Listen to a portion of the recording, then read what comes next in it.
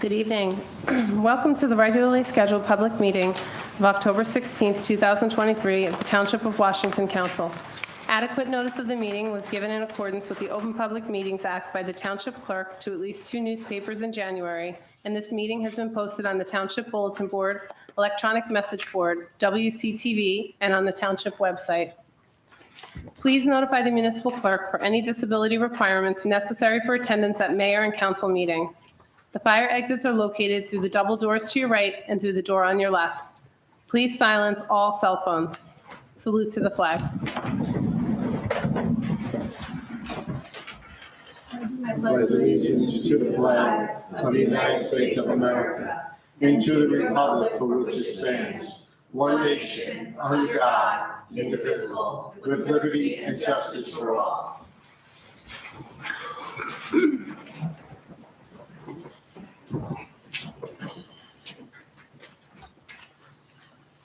Sue, roll call. Councilman Casio. Here. Councilwoman Feeney. Here. Councilman Sears. Here. Councilwoman Velez. Here. Council President Morgan. Here. Let the record reflect also in attendance Township Administrator DeCarlo, Township Attorney Poller, Township Clerk Wachowski, and John Corcoran, CFO.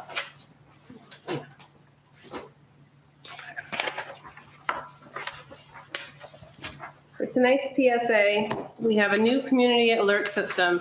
Receive community information instantly. Sign up at nixle.com. That's NIXLE.com. The Township of Washington book bin is now open and accepting books. The bin is located at Town Hall. Thank you to the VFW Post 6192. We now have a drop bin located outside of the library next to the locker system where you can retire U.S. flags properly. Our paper shredding event will take place on Saturday, October 28th from 9 a.m. to 1 p.m. at the Bethany Community Center parking lot, 605 Pascack Road.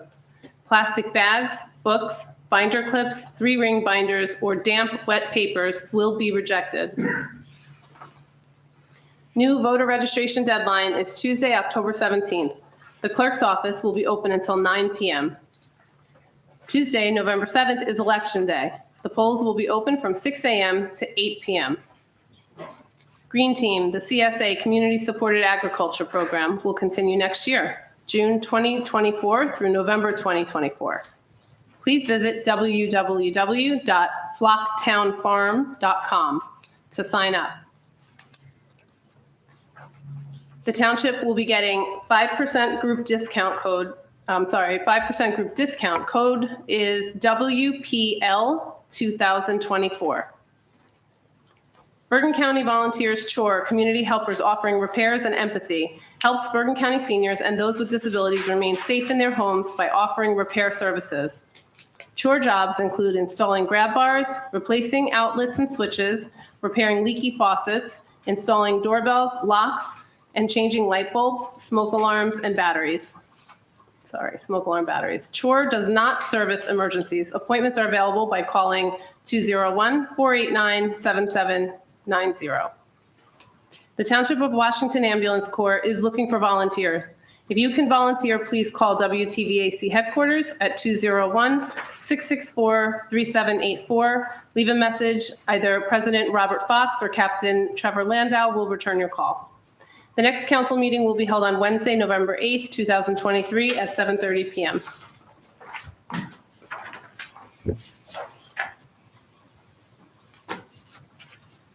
Approval of minutes. April 4th, 2023, special public meeting budget. April 17th, 2023, public meeting. April 17th, 2023, conference meeting. April 24th, 2023, special public meeting, budget introduction. So moved. Second. Do roll call, please. Councilman Casio. Yes. Councilwoman Feeney. Yes. Councilman Sears. Yes. Councilwoman Velez. Yes. Council President Morgan. Yes. And do we have a follow-up report, Mr. DeCarlo? Yes, thank you, Council President, and good evening, everyone. This is my council response from the meeting on October 2nd, 2023. There was no resident concerns or questions addressed from that meeting. As far as council concerns, Councilman Casio requested the areas of the roadway on Ridgewood Road between East Glen and Pascack Road to be repaired by the county. DPW Superintendent Bill Laura and I drove the stretch of the road The road does need resurfacing. However, there were no areas that are repairable with just patchwork. However, the county has been requested to monitor the stretch of road for any needed repairs. Council President requested that the ideas of no parking around Washington School and the addition of no parking in the ordinance for the north side Affinity Place be brought to the attention of Chief Skinner. The mayor and I met with Chief Skinner in order to inform him of the request. Chief Skinner will be out of the office next week and will respond to me and the mayor upon his return. Several updates. We have submitted our 2024/2025 municipal employee best practices compliance checklist to Mel and Jiff. It has been completed and should allow us to be eligible for lower insurance deductibles. The sanitary line repairs to Salem Road have begun this morning, and a pre-construction meeting for the commuter lot and drainage is scheduled for this week. Thank you. Thank you. Okay, general public comment. Oh, wait, I just have one question on the employee. Oh, sure. Yeah, sorry. On the best practices, does this go through Ray List for approval? It does. Okay. His signature's on the bottom. Yeah, I just want, okay, thanks. I couldn't, it's not, that budget. No, I So, thanks. Okay. So the general public comment. To participate in the general public comment portion of the meeting, please click on the link below to join by webinar. If by phone, *9 to raise your hand, *6 to unmute. Each person wishing to address the council shall give his or her name for the record, and we ask that only one person speak at a time with a 5-minute limit. Speakers are to direct all questions to the council president. All members of the public and council are expected to conduct themselves in a proper manner. Any derogatory, abusive, or threatening statements will not be permitted, and the council president will immediately rule such conduct out of order and terminate any further comments. May I have a motion? So moved. Second. All in favor? Aye. Aye. Is there anyone in the, No, Linda. okay, is there anyone that would like to come up?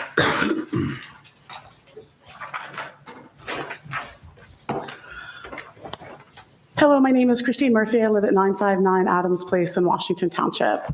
I have lived in Washington Township for the last 48 years. I try and avoid coming to meetings like this. I've also tried to avoid coming to Board of Education meetings for quite some time. I'm the type of person who believes that unless you're willing to affect change, that although you may have an opinion, maybe sharing it is not necessarily always the best thing. Unfortunately, over the last 7 to 8 months, things in this community have taken a turn for the worse. I am extremely upset and saddened by what is currently going on with the Westwood Regional School District Board of Education. But the reason I'm here today, coming and addressing you and the council, is because you guys have taken up some of the more interesting parts of what the Board of Education is trying to do. It is disturbing to me that we would place politics inside of our school district. I have sat here and pulled up the Administrative Code 18A 12-24.1 Code of Ethics for School Board Members. It says a school board member shall abide by the following code of ethics for school board members. I will uphold and enforce all laws, rules, regulations of the Board of Education, and court orders pertaining to schools. Desired changes shall be brought about only through legal and ethical procedures. B, I will make decisions in terms of the educational welfare of children and will seek to develop and maintain public schools that meet the individual needs of all children, regardless of their ability, race, creed, sex, or social standing. F, you guys can read C through, D and E. I will refuse to surrender my independent judgment to special interest or partisan politic groups or to use the school for personal gain or for gain of friends. I do not understand why this council is talking about what's going on at the Board of Education from the dais. I do not understand how last year you actually endorsed a candidate from the dais. I understand that you are a political entity, and that is fine. We will vote as a community and decide which politics we want to do. I'm a registered Republican, and I have been since I've been about 30 years old. I am a Catholic, and I attend OLGC weekly with my children. My children go to this school. I graduated from the school in 1993 through Westwood High School. I'm asking you to step out of the Board of Education. It is not your role sitting on that dais to discuss what your personal opinion is on the Board of Education. It is not politics, it is children. We are sitting here on a daily basis, and we are sitting here having conversations about what a family is in the 3rd grade. You know what? My children went to school with a child who had 2 dads since the time they were in kindergarten. Is that child not allowed to discuss what it was like living in their house because they have 2 fathers, because that's against some weird board policy? That is not talking about what is and is not correct and what is and not anything else. You're talking about people who live in this community. And I'm asking you to stay in your lane, be your role. You are elected, and you are elected by politics. Stay out of the Board of Education. That is not what they're supposed to be doing. And the fact that you guys are deciding to have a partisan barbecue and going with your politics is absolutely ridiculous. That is political. You're running for office. That's politics. Stay in your lane. You can believe whatever you want as individuals, but please, please think about what you're doing to the children. Please think about what you're doing to members of this community, real people who live here. Thank you. Thank you. Is there anyone else that would like to come up?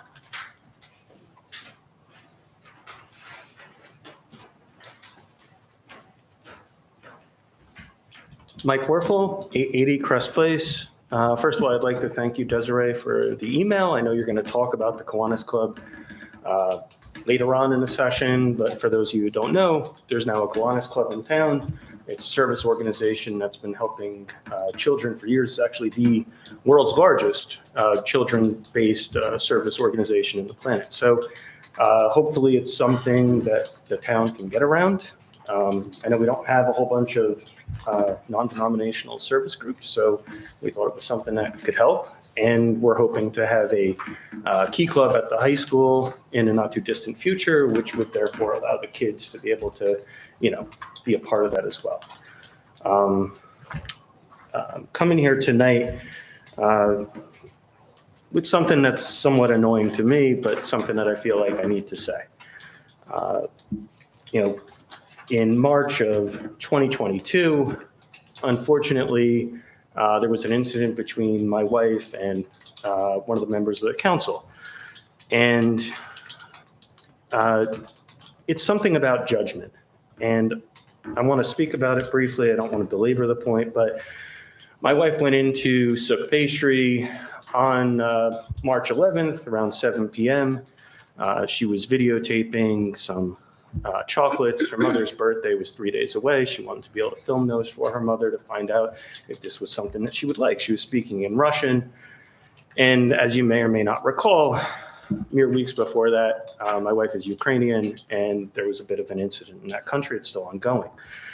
As she was finishing up the recording, she was approached by Ms. Feeney and chased out of the establishment.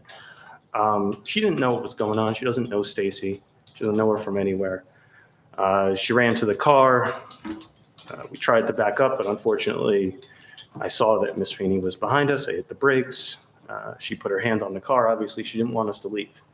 She had called 911, and I think, quite honestly, wasted the time of the police there with something that was not going on, but she believed that there was some recording of her that was taking place. I could understand why somebody wouldn't like that, but I can't understand chasing after somebody. I can't understand calling 911. It's not, my wife was recording chocolates. And quite honestly, she was scared for her life because she thought because she was speaking Russian that that's why this happened.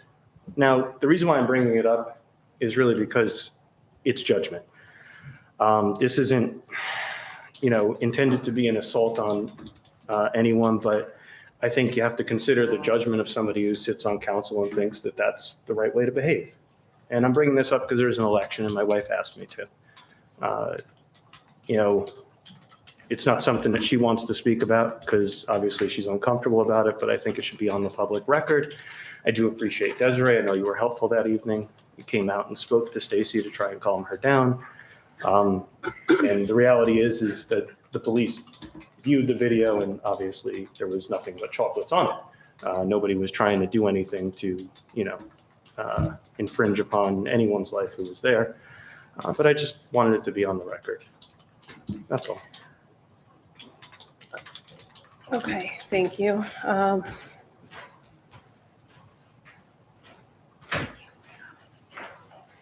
Right.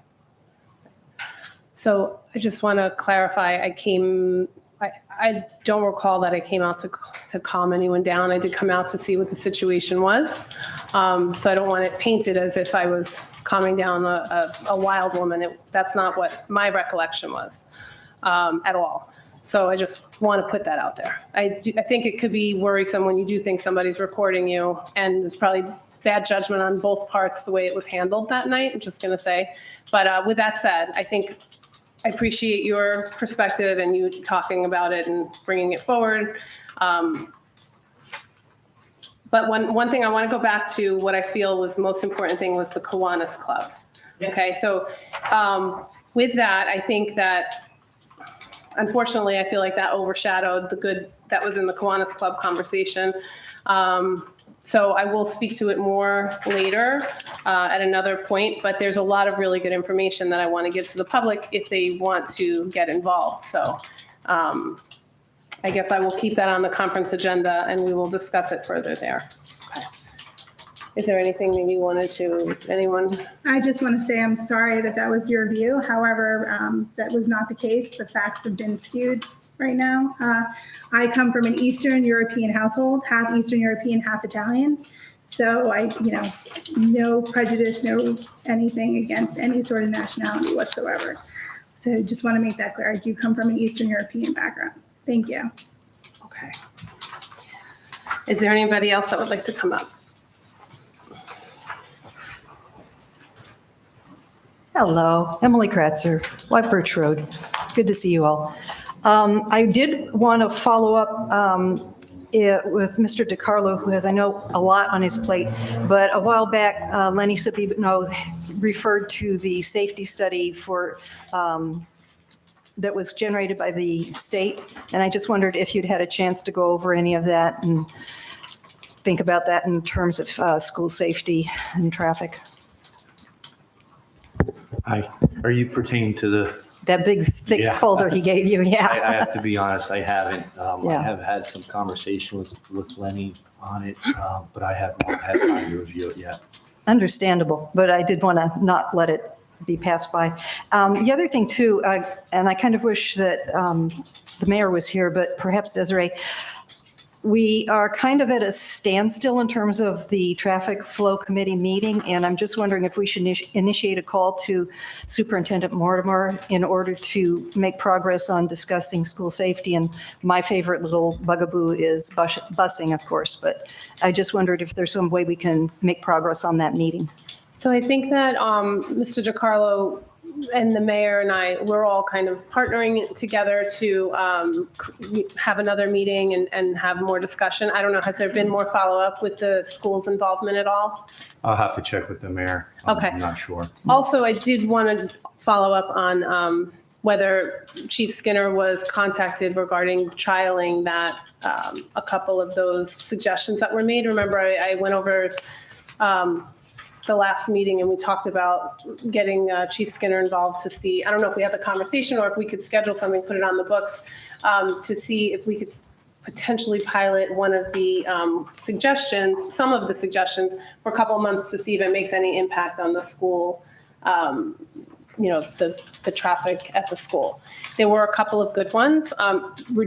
I think it was one of them was changing the flow of the traffic for a couple of months, see if that worked. No parking in any of the areas of the school area for a couple of months, see if that worked. And then we'll have some real data to see if it's going to work at all, or if we have to come up with something else. But I know that we had discussed at the last meeting, the first one in October, talking to the chief to see if we could do that. Yeah, it was part of my response today. I mixed it in with the Finnerty place. Oh, okay. So the mayor and I last week had a conversation with Chief Skinner regarding the no parking Yeah, that I heard. around the school. So from my memory, I felt that the redirecting of traffic was, I don't want to say so bluntly, as a dead issue, but it was a dead issue because we had discussed it the last committee meeting, not council meeting, but. Yeah, right, that subcommittee thing we did. Is that it wouldn't help because it's going to put the problem out on Pascack Road. And instead of parents having the ability to drop off on multiple locations, it would all be directed up the one, which would be the reverse one-way of School Street. But which was the option we discussed with Chief Skinner was the no parking. Okay. So he was away. He wants to come back and talk more about it with the mayor and I. Obviously, he didn't, it wasn't a dead issue with him, but he's just concerned that that's going to displace the problem onto streets that don't have one now. So if there's no parking, he's concerned that the people that are not going to be able to park on White Birch or Wayne will now go somewhere else. I guess my only comment to that is we won't know unless we try.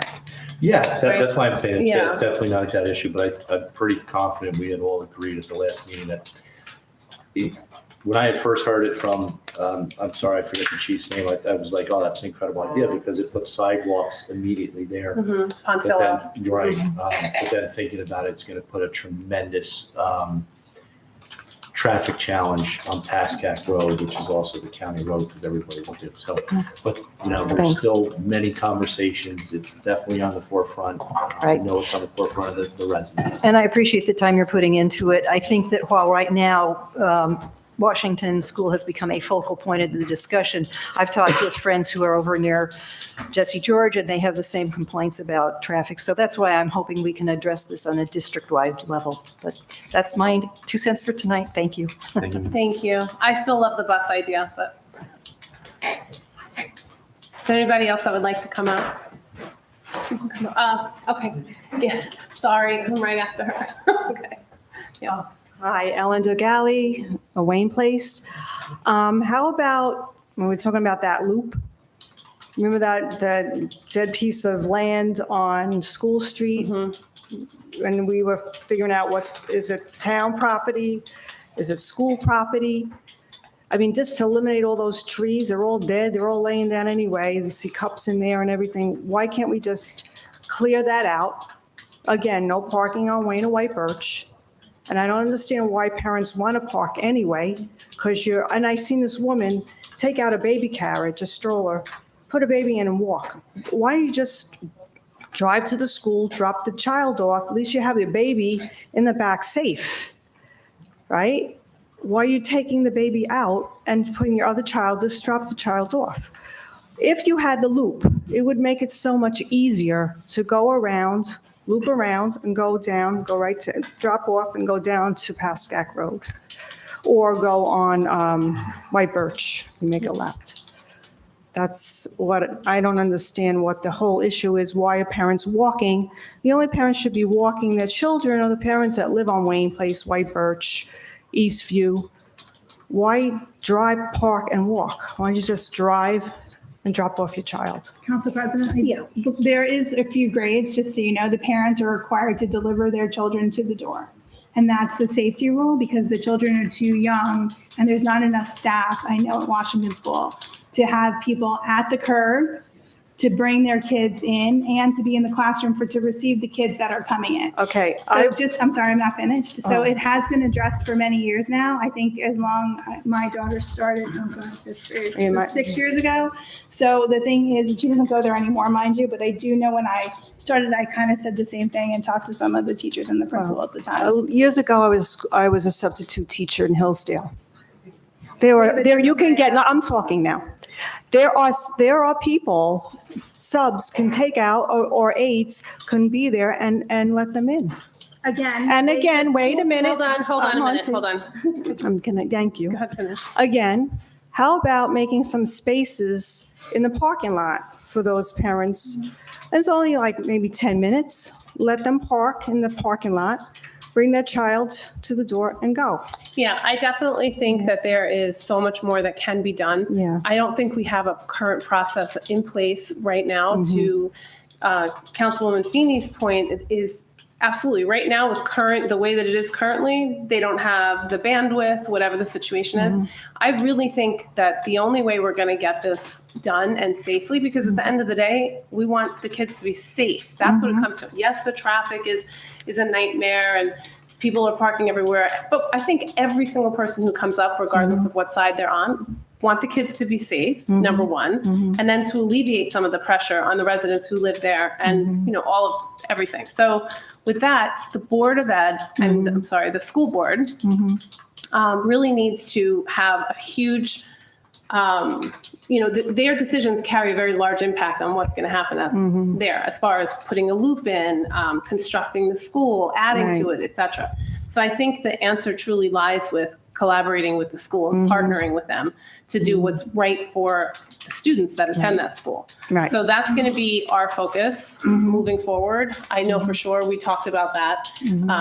And we've done it, right? We've had the school board at the meetings, or school representatives at the meetings, the PSO representatives at the meetings, all stakeholders who are involved. And we're going to continue to do that until, a decision is made, because I, like you, do not believe that sidewalks are the answer. Right. That's my 2 cents. Thank you very much. I really don't. I think if they could tell me it would be the decision that would save lives and all, it's not, because you're going to get off the sidewalk into the street at some point to cross, and you're going to still have all of those same issues. Right. So, And not only that, my neighbor on White Birch, she's not here today, but she told me that she was washing her windows. She's right directly on Wayne, like you could see Wayne. She said a vehicle just went right in the middle of the street on Wayne, let out his wife and with the baby carriage and walked, but in the middle, not even parked. right, and then that causes somebody to go around them, And that I could know. cause an accident and all this problem, so. Right. Not even on the side, it was right in the middle of Wayne, Yeah, so. I agree. All right. I agree. Thank you. Desiree, 1 second. It's 4, possibly 5 properties. Okay. What is that? She asked how many properties would be involved in the loop that we discussed. Oh, okay. So we're talking, you got township property, school property, and at least 2 other Residential. properties. So I think there's another one in there. So 4 to 5. Okay. And I'm sure somehow if you were to, I'm not going to get into it tonight. And I'm certainly not an architect, but in my own mind, I'm thinking if you eat into more of the school property, you are, Yes, you would take probably less one away. Yes, resident, yes, right? Mhm. yes. And just to the point that's being made up here, my daughter goes, my children have gone to Washington, and every September we have to sign a form if you want your child delivered at the door, or if you're going to meet them at a particular spot. So, it's been my experience. Some of my kids were mature enough to handle that only on drop off. I can only speak to drop off.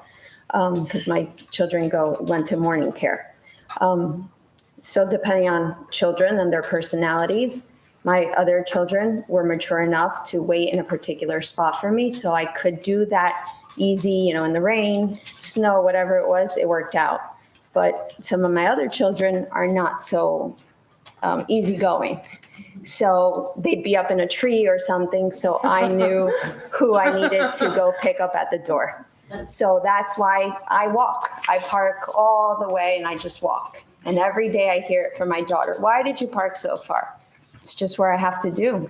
So that is the pickup, 3:15.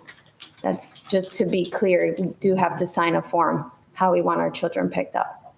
And again, I think it just comes to the fact that we don't have a process in place that speaks to anything other than the current one we're doing right now. We're not necessarily, I think if people were to sit down and speak it and talk it through, we've created solutions for far worse situations. This is something that we can easily, I think, remedy, but we have to be open to outside of the box thinking and alternatives that maybe haven't been thought about, right now. So I think that's something that needs definite consideration and swift action. We need to start by trialing things so we have data to say, yes, this works, or no, that was a big nightmare, but at least we tried it. Doing nothing is not an option. So, okay, that's my soapbox. Is there anybody else that would like to come up? 1 second, sorry.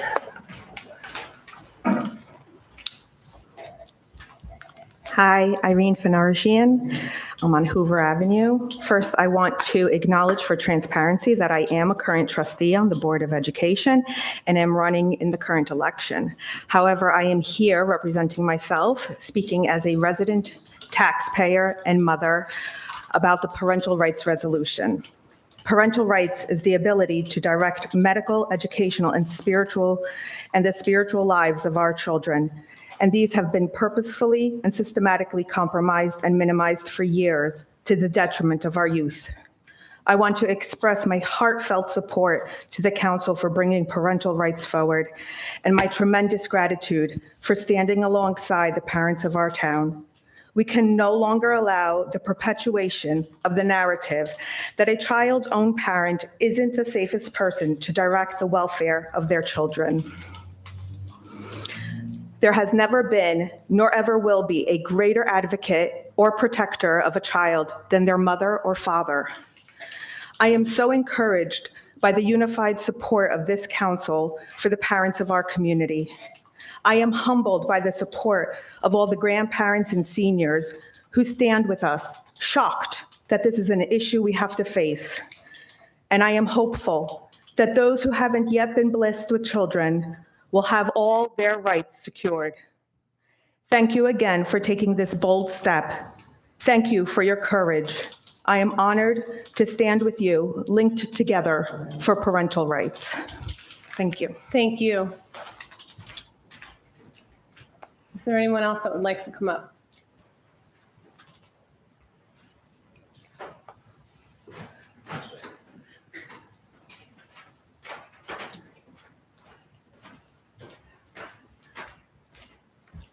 Al Gilio, 746 Wayne Place. I just want to share some observations and thoughts regarding the Washington school traffic. As you know, I've been away for a couple of weeks. I would have come at the last meeting, but I was not here. So as you know, they were paving Pascack Road last month. On that day, I had to take Jackson Avenue back home to Wayne Place. It was around 3:30. When I got close to School Street, I was shocked at the number of cars that were parked on both sides of the street. There was two-way traffic, parents trying to pull out, kids crossing the street, delivery trucks. It was chaos like I've never seen in my 30 years on Wayne Place. It seemed to me like a very unsafe situation. And you know what else? Jackson Avenue has sidewalks on both sides of the street. So, and I didn't see anybody walking on it, to be perfectly honest. People were in the street, people were crossing the street, doors were opening, etc. As we just said, the majority of parents that walk the kids to school on Wayne Place and White Birch don't live there. They drive there to park. For whatever reason, have to do it. So be it. But that's the issue. Don't waste money on sidewalks. You put that money towards alternative parking options. I know we discussed a few of them in the meetings, and I presented some of them to the town. But it's a waste of money to put the money into sidewalks when we can be alleviating some of the traffic. I'm not saying no parking on Wayne and White Birch, but if you alleviate some of the traffic because they have other parking options, which would also benefit the field, I think that's money that's better spent. Thank you. Thank you. Is there anybody else that would like to come up? Oh, I'm sorry. So sorry. Come on up. You can come up. And then William Ferrara. I had a question about, you're going to have the Halloween celebration where they close off Colonial Boulevard on Halloween? did you ask, are they going to have it? Are they going to have it? Yes. Okay. Do you know the hours? I'm bringing this up because I'll tell you why. Last year, the police did not permit parking on Sussex Drive, which is the one street over. They put up no parking signs. So people were parking up by Cleveland, on Cleveland, up to Clark Field and Willow and Cross Streets. The event ended at 6 o'clock and then people had to come back, but by 6 o'clock, it's dark and there's no lights. And I think it's dangerous to do that. I think the the better time to do that would be to end the event at 5:30 because it's still light. You got about 15 minutes, a 15-minute window in between where it gets dark. So that's one thing I wanted to bring up. Okay. The other thing, I reviewed the audit report, and I want to congratulate Mr. Takala and Mr. Corcoran because they made a tremendous amount of improvement over last year. I did have 3 questions. So, one, it came in August, and it's normally in June. I don't know why. Is there any reason why it was a 2-month delay? The audit? Yeah. I don't know. Okay. The second question had to do with Mr. Vinci mentioned that there was we have a AA credit rating, and about 5 or 6 towns have AAA credit ratings.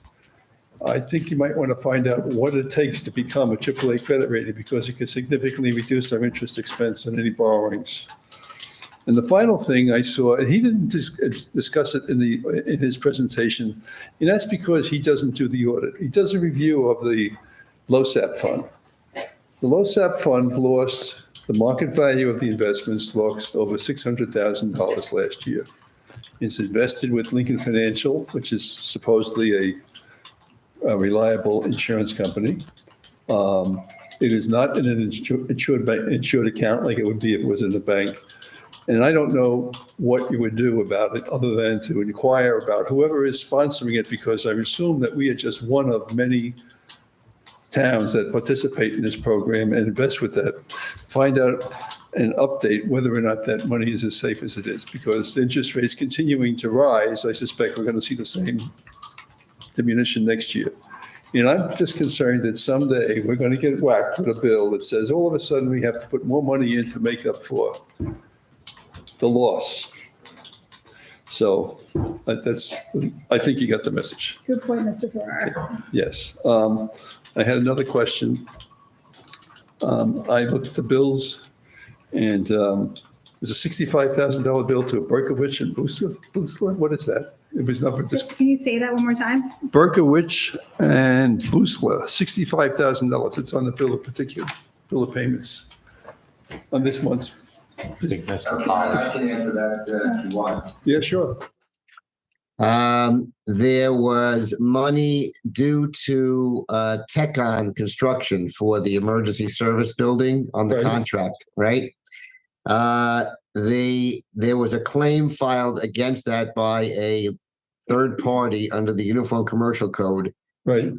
Tech-On has assigned its assets or certain assets to them. And under the Uniform Commercial Code, you can actually file a lien against the proceeds as the assignee, which they did. So they filed it with the town. We followed up on it, verified that it was a bona fide lien. Also got an acknowledgement and a release from Tech-On that if the $65,000, requesting that the $65,000 otherwise payable to Tech-On should be paid to this law firm because they represented the party who had the lien. So it's not really a town expenditure. It's just a payment out of the contract funds that would otherwise go to Tech-On. Okay. Thank you. Okay. I had another question with respect to the Viviana property. Has Hovnanian actually purchased the property? Do they own the property now? Do they have to go back through the planning board to get reapproval of any plans that they may have? Or does the previous agreement stand? And I'm specifically concerned about the affordable housing portion of it and whether they get the 6 acres of land that the towns. I can try to answer that for you if you want. Yes.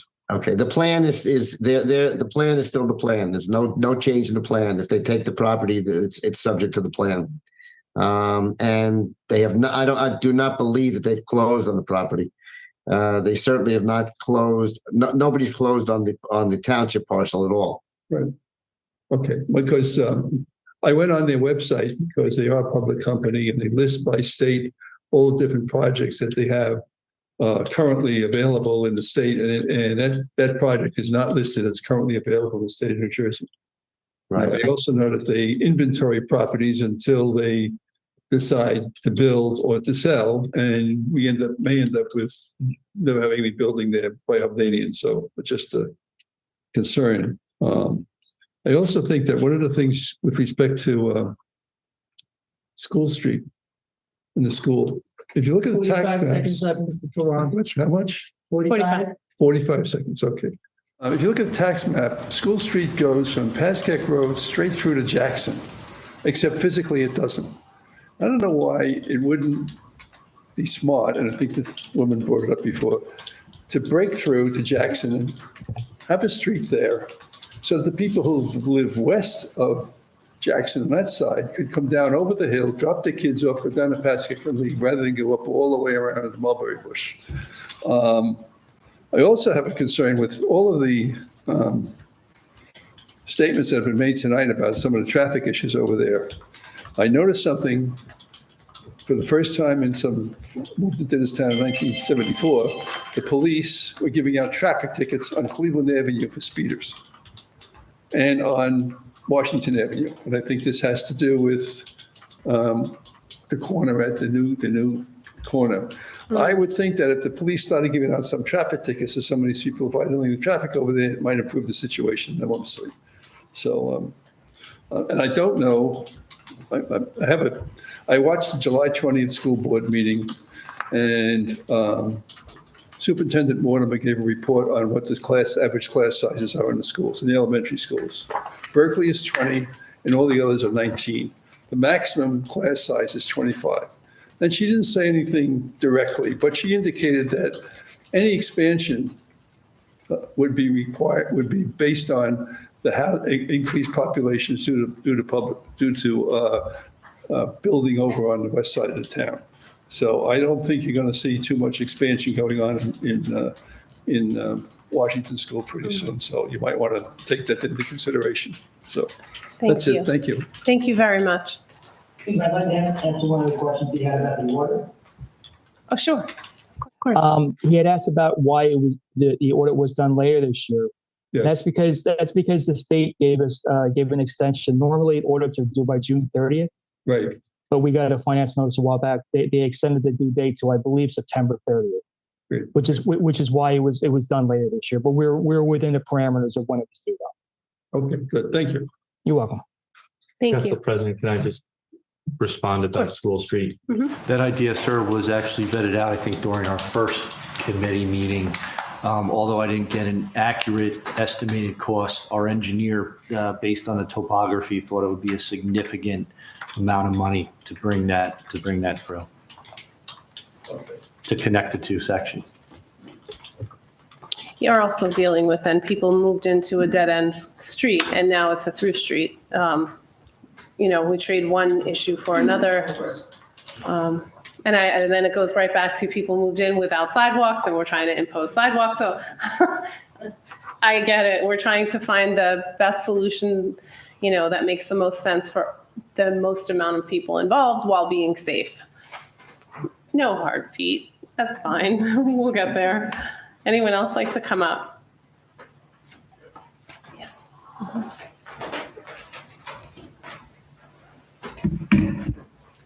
Jay Goldenberger. Just want to continue the conversation on School Street. I'm glad that there's progress on this. I mean, it's unfortunate it's taken 2 years to get here from the tragic situation that my wife had to go through with my son.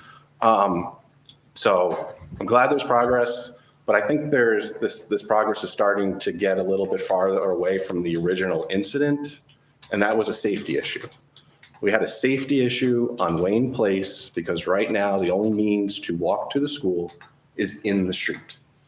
And that's just not safe. We've already discussed that. We've already explained why that is a safety issue. Now, through this whole process, I think we've also brought up other issues on Wayne Place, which I think we can all acknowledge. I don't live on Wayne Place. There are other residents here, brought up a lot of other concerns that are valid, a circulation issue, speeding issue. And I agree, this is a multifaceted problem, but I know we have looked at this. We've talked at the last couple meetings about how to address this, and it seems like it's now been just a circulation issue, and the safety part is starting to wane away. It's not the main focus, which is the reason why we brought it to the council's attention 6 months ago. So, to discuss, so that's where I would like to start talking about alternatives that address safety and not just the circulation. And I think there could be a compromise in where that lies. I agree. I think a drop off on the school property would be great. I don't know how that is feasible in the current configuration of that property that exists today on the school property. Putting a loop around the back, there's not enough land. There's a lot of other regulations that go into doing that with setbacks and fire access lanes. So I just don't know how that feasibly works today. And so I don't know how feasible that is to implement anytime soon. And I would like to see something be done to address this issue before someone else gets injured on that street. So, to address some of those points is I think there's an alternatives that we can look at that, I think everyone just heard sidewalks and got scared that there's sidewalks every single street on both sides. Well, I don't think that's the only alternative. I think there's a compromise on where sidewalks are the most important and where they don't make sense. And that's the only way to address the safety issue of walking in the street. That has already been identified by the professionals of this town, the police chief and your town engineer, that stated that is not a safe route and that the only solution is to move the pedestrians out of the road. To address some of the issues, I agree. Jackson Ave is the next problem area now. There's not enough parking. When the parking was removed from White Birch, people had to go park somewhere else. Jackson Ave is the next place. The challenge there is School Street, the dead-end cul-de-sac, does not have sidewalks. You have to walk up that hill and you're in the middle of the street, and that's the only way for you to walk to your cars is walking in the street along parked cars while other cars go by. I don't even know how emergency vehicles can get up into that cul-de-sac during drop one pickup. And so there's no crosswalks from School Street to get to the other side of Jackson Ave. So there's a lot of other issues here that all tie back to trying to address safety in our streets and doing that. And you have a policy and an ordinance in place called Complete Streets that identify ways to implement safe modes of transportation for other than just cars. It's also for bikes, it's also for pedestrians. So I would just encourage this council to consider other alternatives that also align with the ordinances you have passed that address the safety issue. That's it. Okay. Just small comment. The circulation issue in my, I know sonically it sounds like that's what we're talking about, but holistically I'm thinking it's one and the same. The circulation issue causes a safety issue for me. I'm thinking as people are racing by or stopping in the middle of the street and they don't want to wait on the line, they let their kid out and at that point and walk, and someone else trying to go around. There's a bunch just with the traffic it's causing itself becomes a safety issue. People are impatient, etc. So the circulation, it wasn't so much, like I said earlier, I think the one thing that both sides can agree on, the sidewalk and the non-sidewalk side, is the safety. That's number one, right, which will trump every decision that we make based on lifestyle, et cetera. But at the same time, I think that we're looking at I don't even know the word for it. We're not thinking outside the box far enough to come up with a creative solution that addresses both. So I think if you remove the circulation issue, you significantly decrease the safety issue. I get that to a point. I think we throw out a lot of alternatives that were vetted the last couple of meetings. I was encouraged by some of them. We were looking into them. But we didn't try any, right? Well, no. They were looked at. They were evaluated by your professionals who came back and said there was issues, either concerns about implementing it. Mm-hmm. So I'm open to any additional, but at some point we have to draw the line and do something, because it's been 2 years and we still haven't done anything. So, you say try something. Why can't we try a sidewalk on just one side of the street right now as soon as possible? Why? Right. I understand. Right. If that's an option to say no parking, why can't we do an option of a sidewalk? That's what I say. Why can't that be part of the conversation? So the other thing too is and I hope I'm not misquoted, in any way or for a purposeful way by anybody listening, watching, etc. If at the end of the day, sidewalks are the answer, I'll be the first one to say, let's put sidewalks in the budget for next year. Let's put the sidewalks in, if that turns out to be the answer. And I've said that to everybody, have I not, to everyone up on Wayne Place and all over there. If sidewalks turn out to be the best solution, will be the first person to sign my name. I'm not looking to spend a ton of money. This is where I don't want to be misquoted. So I don't want to spend a ton of money only to find out it made no difference, and we still have to. It addressed, the fact that people can walk on a sidewalk is all, that did. But it did nothing for the traffic flow issues, and now we still are back at square one. We've lost all this time, all this money, etc. So I'm trying to see if we can explore other options that don't cost anything. There's no harm in trying all of these other ideas and options and see what the data is that we get back from that, and what the feedback is from the parents, who are walking their kids to school from both sides. So that's why, my suggestion wasn't to put sidewalks in first and see how that works, because then it's almost, we would still have to go back to the drawing board and come up with some creative solution. So that's where I am on that. I know. I think, though, there will always be people that walk to school. So we still have to provide them a safe route to get there. So. And I am really sorry about what happened with your wife. When that story rocked me to the core when your wife explained it to us. But in all fairness, when she explained it, that night we created the committee meeting. It wasn't 2 years. And like I said, when I first got up here, I appreciate that there's now progress. Okay, but I didn't know about it 2 years ago. So I just want that said. I would never have waited 2 years hearing that story as a mom, as a human being. You don't hear that and you're like, wow, it's really bad. It's a call to action, and we're trying. I just, I know nothing ever moves fast enough. Yep, I understand. But do we have a date? Can we set a date? Because like I said, this has happened 2 years. Like at some point, we got to draw a line somewhere. Yeah. So do we, I know the mayor at the last meeting said by possibly February, we have to make a decision, because obviously anything that happens has to be done in that neighborhood during the summer when schools close. Absolutely. So is that still the plan? February, the latest, we have to make a decision? I think we're going to circle back with the mayor when he comes. I will follow up with the mayor to see what the next step is. Thank you. Thank you. I just wanted to add, if that's okay. We all have the same goal, regardless of what the end result is. Everybody is the same goal, and that the kids stay safe, and that the parents walking obviously stay safe also. So regardless of what the outcome is, I know everyone up here, I know everyone involved has the same goal as you do, is to keep everyone safe, and that's where we should be. Okay. Did you want to come up?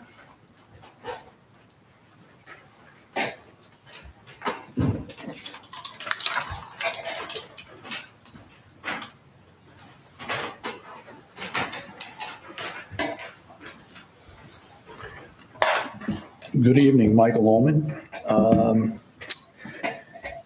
There's a resolution 23336 authorizing settlement of a copyright infringement. I was wondering if you could advise how much is being paid and some of the details around it. I didn't see it in any of the meeting minutes, or I didn't see it as a closed session discussion, so. I can do it. Okay. You want to get anything else, Mike, before we get into that? I do have a few others, but I'm more than happy to. All right. Okay. All right. So this is an interesting story. So the township received a photograph of a well-known person in town from the widow of the person he had passed away. And he kind of like historical basis kind of a guy. And his picture was put up on the township website. Down the road, the township got a letter from a law firm with a detailed claim stating that the use of the picture was a violation of copyright law, copyright infringement, because the photograph had been copyrighted, and the owner of the photograph did not give permission to the township to use it and publish it. The photographer, correct? Correct. Yes, the photographer. So this started, this led to kind of a bit of a firestorm. So we put the claim into our carrier because clearly it's a covered claim, it's a monetary claim for, action that we had taken in good faith. And it turned out that the GIF actually has reinsurers. So this one was taken over by the reinsurer, and the reinsurer indicated that they would pay the claim. Now the claim was for $30,000, and it occurred to me that it really was a crazy idea for the carrier just to pay the money, particularly since the township has to contribute to settlements. There's a formula that we have to contribute to. So I asked the carrier permission to, rather than just let them pay the claim, for me to try to negotiate something with this claimant. So the negotiation started. It went on for quite some time. And during this time, I also got, I was in touch with the GIF itself, and had gotten to the point where it seemed that if I got a decent settlement, so to speak, that they might pick it up and pay for it, as opposed to the township paying for it, because the other carrier was going to pay for it, and then we would be contributing. Anyway, so long and the short of it was, the ultimate negotiation was $15,000, and the GIF is paying for the $15,000, and that's basically the background for the infringement claim.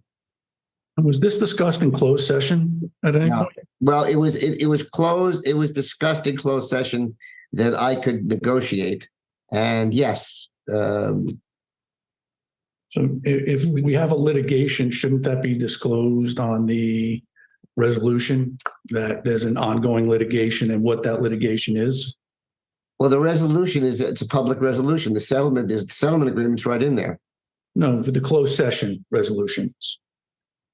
Isn't it the responsibility of the council to advise the public of why they're going into closed session? And if it's a litigation, shouldn't we be advised of that? Well, I'm sure we covered it with litigation. I'd have to go back and see how we characterized it, but I'm sure we called it litigation. Okay.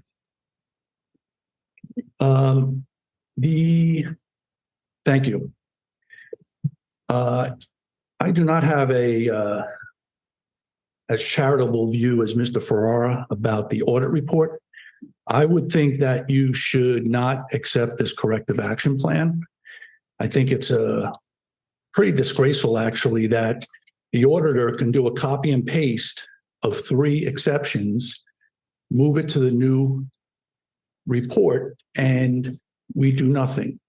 Or there appears to be no action because the action last year that was reported in the 2021 audit is the exact same action we're going to do again. So if we're going to do the same action, it's going to be there next year. So how about a meaningful response, a meaningful corrective action plan, perhaps a RACI chart to show who has responsibility, accountability, who's going to be advised, who's going to be informed, who's going to be consulted, and have like real action, because I don't see anything changing if what they say they're going to do and the implementation date is immediate and ongoing, and we're still here talking about it a year later. So I would not accept it. I would respectfully ask the administration to put a meaningful response to that. Have we made the last payment for the emergency services building to the contractor?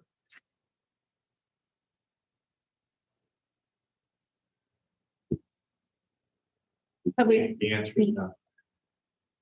So is the 65K going to be reduced from that? Yes. Thank you. When Mr., is it Iovino? When he presents a budget for the DMF, is he presenting the building and the building envelope, or is he presenting the entire project? As we know, the emergency service building was presented to the council at $6 million. We're pushing $7.5 million at the moment. And a lot of those expenses were outside of the presentation that was given to the council at the time with the budget of $6 million.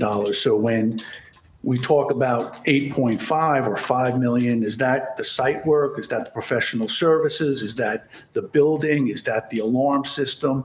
You know, we had those 20 change orders that we approved that last day, in the last meeting of the year, last year. All of these things add to the expense. So when they present a number, what are they presenting?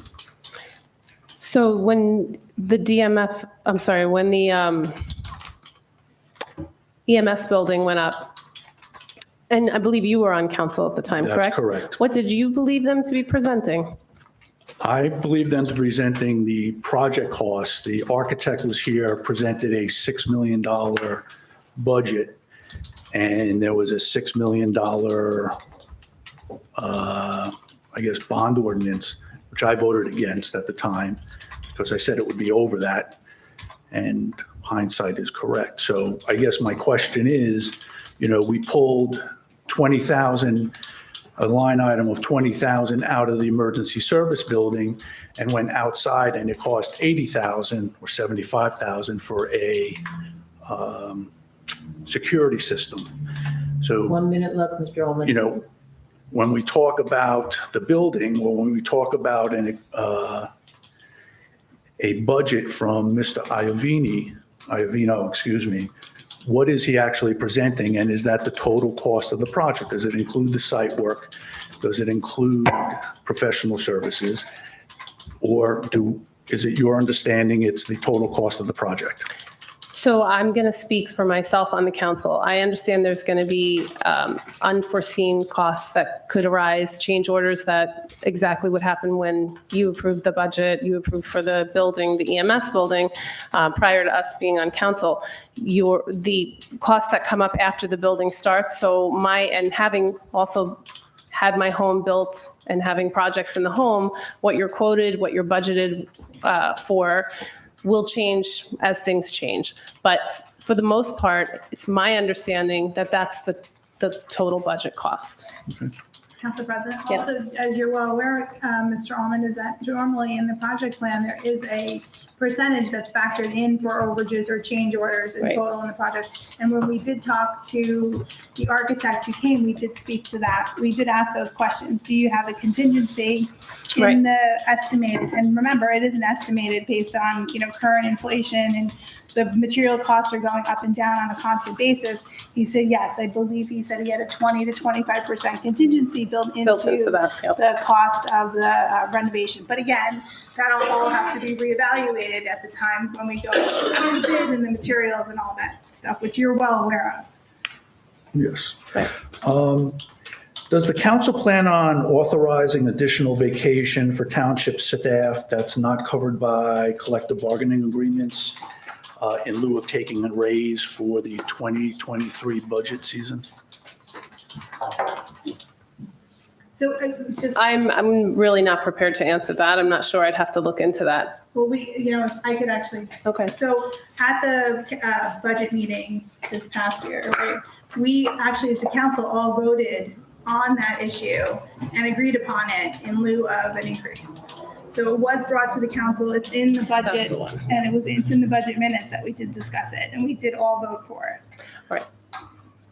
I'm asking about next year. So I know, I'm just clarifying some points to say, like, they would have to bring it to us as the council to vote on it. We're not part of the original negotiations on how the budget's going to be presented. We don't know until the administration gives us. Right. I wouldn't be prepared to answer that without knowing who we're talking about, what their current salary is, what's the, you know, how much is there savings to be had by having them take vacation day instead of giving them raise, et cetera? I don't know. I'm not prepared for who in particular you'd be speaking about. Thank you. Thank Council you. President, I can add some to his question regarding the cost of the mowing. So in the document provided by Mr. Iavino, this is just one of these example letters where he provided the three options. He specifically writes the magnitude of probable construction values for these options are as follows. Then he provides the three different options. In there's contingency, escalation, site improvements, and then the renovation and the building themselves. At the bottom, he says, keep in mind that other project costs will apply, such as furniture, professional fees for architectural, engineering, bonding. So I would say in such preliminary state that we're in, this is an estimate of what we're anticipating, not a final down to the penny cost. Right, okay. Okay. Is there anybody else that would like to come up?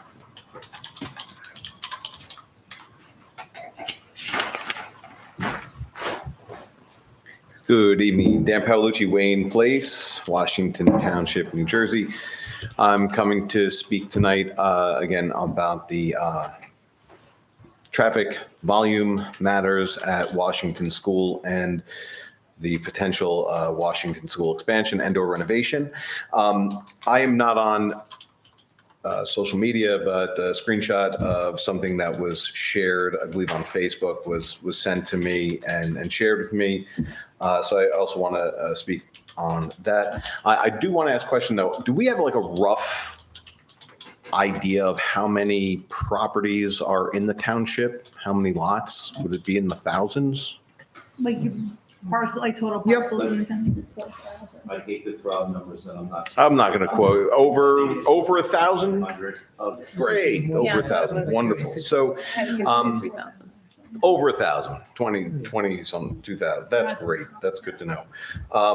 So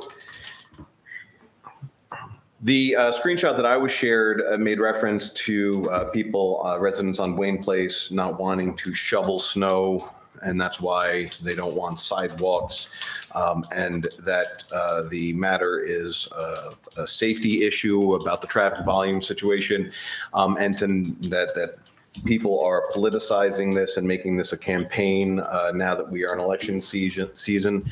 I'd like to circle back in reference to some of the previous times I've been here, asking and requesting the council, the administration, to be one collective voice and to lobby, and if not require, if possible legally, the Board of Education to incorporate in any design concept whatsoever, renovation, expansion, or what, to create some sort of use of their own property to direct the traffic onto school property and no longer use township streets as the pickup drop-off option.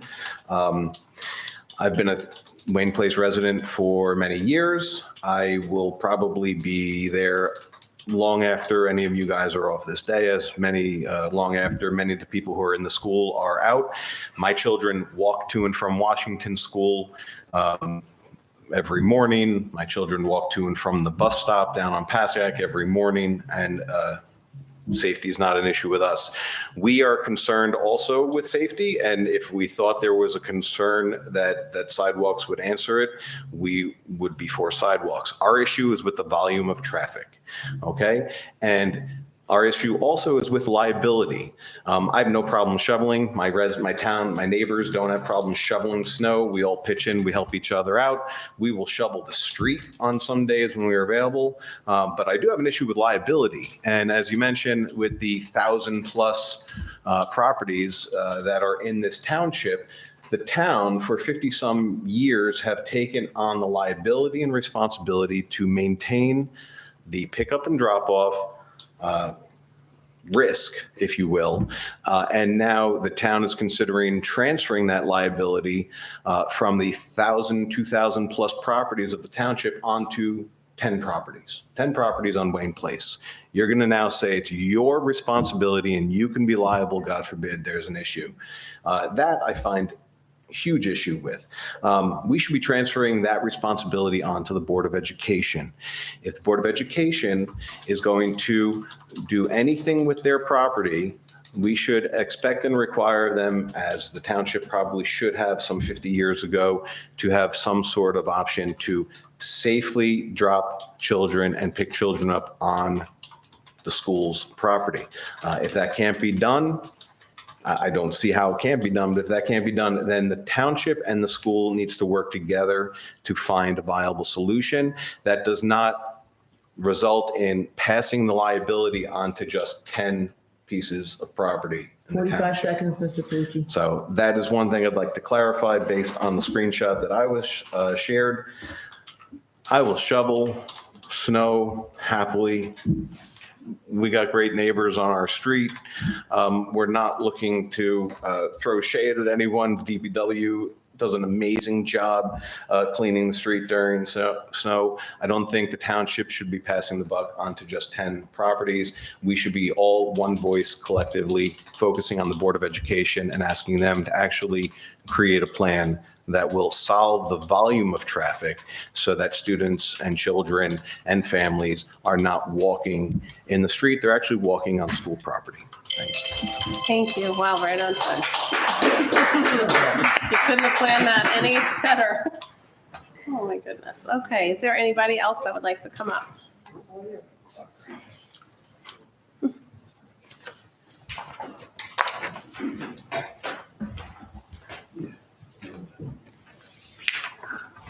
Sharon McDonough, Washington Township. I forgot my glasses, so I wrote big. Do you want to borrow mine? They're readers. Oh, thank you. Yeah. I know the struggle is real. I know. I did it once too. Uh-huh. Perfect. Oh, good. Thank you. I'm here to talk about the parental rights that you have on your agenda. And I know that someone else came up and talked about it just a few minutes ago. And part of the things she said of parental rights had to do with the spiritual aspect of it. It's a public school. It's not a Catholic school. It's not an Armenian school. It's not a Greek school. It's a public school. And you can be as spiritual you want, but it's a public school, and we are bound by what the state tells us what education is supposed to be.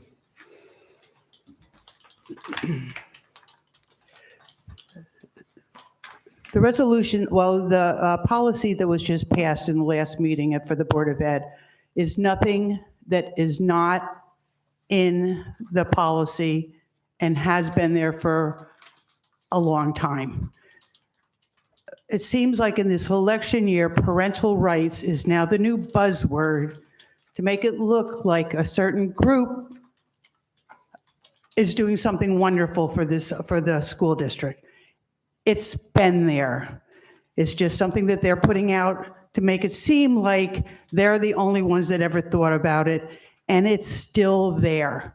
What they did do, however, was put stuff in there that if it's enforced, the district could get sued and cost a lot of money, which again will go to our taxes.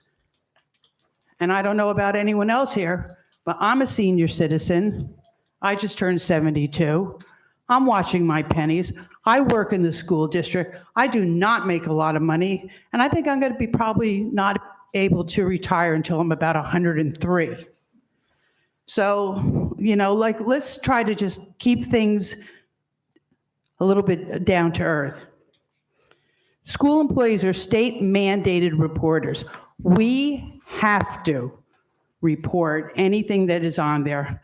That being said, whether a student thinks that they're trans or gay or whatever, is a protected class, and we are not allowed to do it. They come into the guidance department, they might just want to talk. If everything is so wonderful at home, why aren't they telling your parents? Because not everyone lives in this little Cape Cod with a white picket fence and everything is wonderful and sunshine and rainbows. It doesn't work that way. There are certain children who cannot talk to their parents about it, and maybe they just don't even want to at this point. When I had seen kids in middle school, they don't even know what day it is. They don't know, like, one day, their best friends was Susie. Geez, maybe I'd like Susie, but next week they like Bobby. Sometimes they just need someone just to talk and straighten and try to talk things out with. And it doesn't make any difference, but it's not something that you call home a parent about, and we're not allowed to.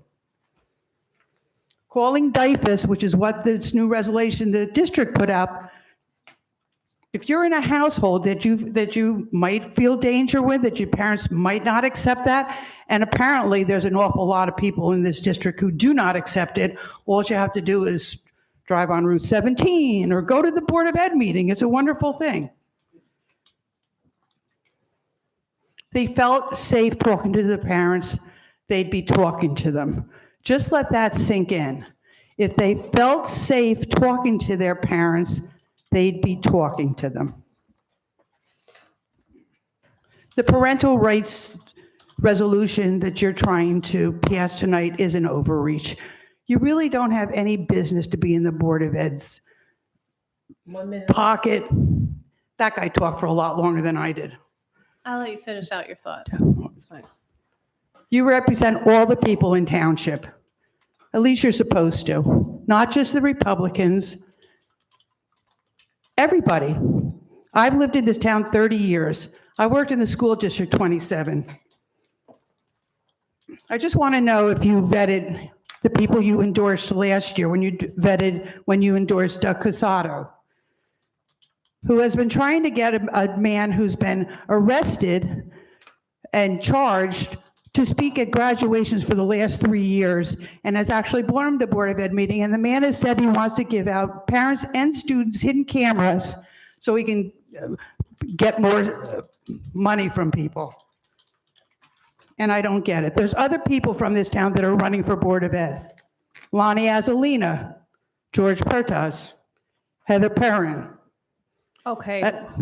I'm just saying, Yeah. you said these other people's name. I'm just I saying know. there are other people in town that are running. Okay. I'm not saying that I endorse them. Okay. I'm just saying they're I'm just running. saying this is There's the- other people in town. As much as I want you to finish your thought, I do have to keep decorum and uniformity in here. I'm not going to let other people from the podium speak about and campaign for other people. So I'm not that's- campaigning. Mrs. Fenergian came up and said that she was running. I'm just saying that there's other people running. That's all I said. Okay. That's all I I said. appreciate it. Thank you. Okay? I also want you to know that the people that you are endorsing, bring people to the Board of Ed meetings that are outside agitators from far-right groups, like Gays for Groomer. These are terrorist groups. Moms for Liberty. They're extremely far-right than they are. I know my time is up. All right. Thank you. I'm done. Thank you. Thank you. But there's good and bad people on both sides of all parties. Just know that. That's unfortunately our world. It is. It is. Thank you. Thank you for letting me. You're very welcome. No problem. Is there anybody else that would like to come up? Okay, motion to close public comment. Second. All in favor? Aye. Okay.